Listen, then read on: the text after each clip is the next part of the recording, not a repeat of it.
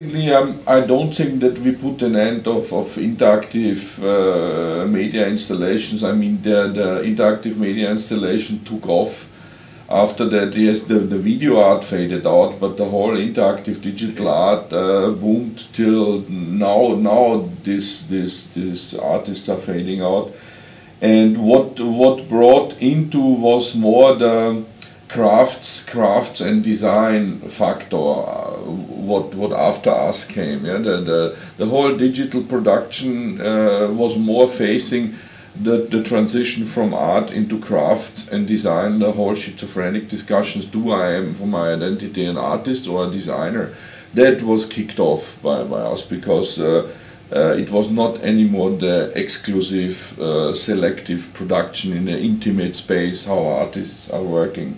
Then about the downloading generally it's good because it disseminates know-how and content and wisdom of society. I mean, there was nothing better than this the first music service, which was a free download, and you could hear music which you otherwise would never have access to it. Yeah, to Napster. Napster was was the next generation of opening up the brain of society and have access to things which have not been accessible before. Web 2.0 and the whole YouTube generation is just a clever capitalistic move, because the capitalists know quite good that they will run out of money if they are not producing new ideas of running out of content.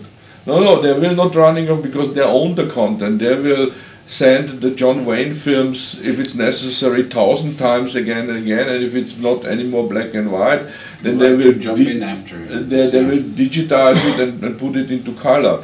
But what is Web 2.0 and the whole social software networking socials? This is just here for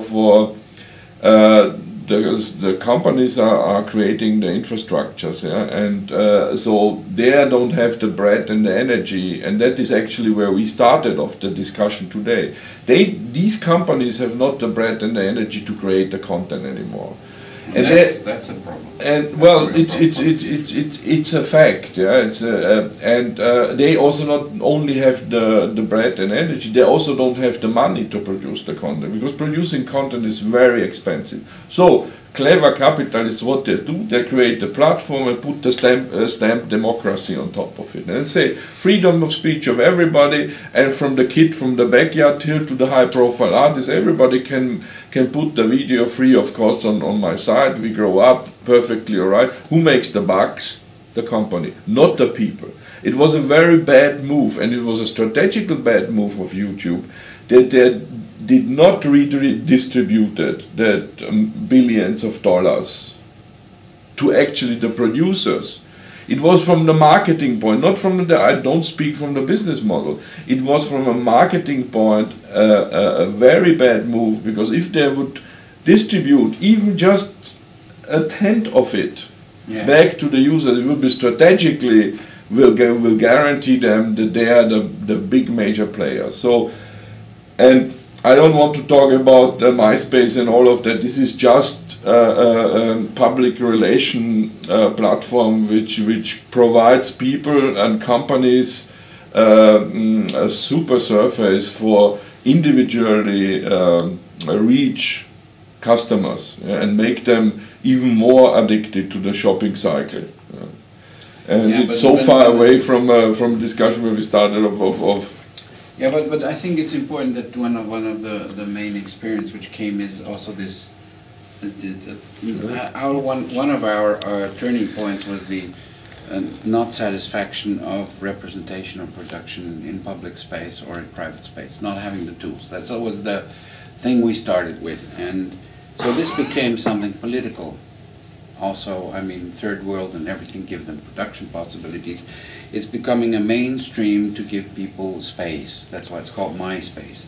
The problem is real space, where people get together in real space and not only in virtual space, because we felt that in many cases it was important for the help of education to have these media to connect We have the very old networks we've been involved to, which was Infomental video magazines from the 80s, before you had broadcast possibilities, before you was sending videotapes to know what this art group or this technology was doing on the ass in the world, and we couldn't travel, we couldn't pay, there was no EasyJet. But today, I think a big chance on TV is still the educational aspect. And the freedom of art, I would call it also, we have to, me personally, I don't know if my colleagues agree with, you need the freedom of education, that this kind of, how do you call it, Entmündigung. Patronizing. No, patronizing, when you're not allowed to decide on yourself, when parents don't have the possibility to decide. So I think that the education of the kids, for example, is totally monopolized by industry. When the people get to school with the brands, with the video games, with Pokemon, with everything, the education of the parents stops at the age of 5. And at that certain moment, the industry takes over everything.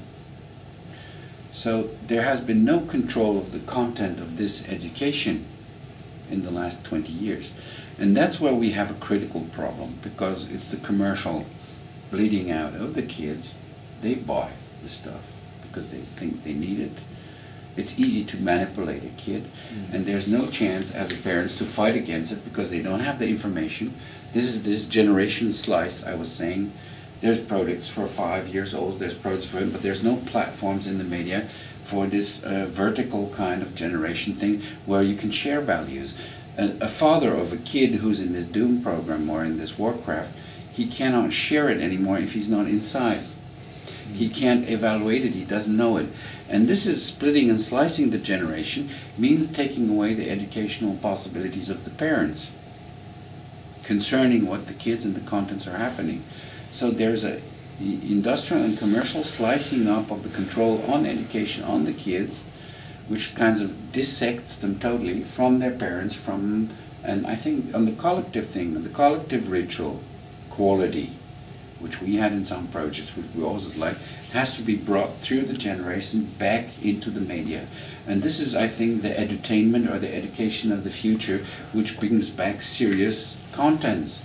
And where TV or similar things can, through the level of guide or education, can re-establish values, which is not only the kind of politically correct protection of okay, we're spending the money politically correctly, it's all symbolically. It's not the real space, it's the representative space today in politics, in media, which is more important than the real space of the kids or the people of the creative. So this is my paranoia now on education happening through let's say, programs like MySpace or through the video games, or where you lose totally the control on the kids, on the contents, and you don't have any more communication with them, so that the vertical kind of communication between the generation don't happen anymore.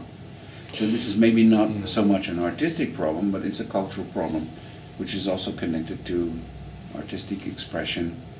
I mean, there's an indoctrination as well that happens there, I guess, that, you find companies do often give free software to schools, and it's a PR boost for them, but at the same time it's essentially training kids to use their tools and their software, and later on down the road, of course, they're not going to be given those things for free, but they'll be so reliant on them that they'll have no choice but to kind of pay to use them either. You have the $1 computer program in Africa.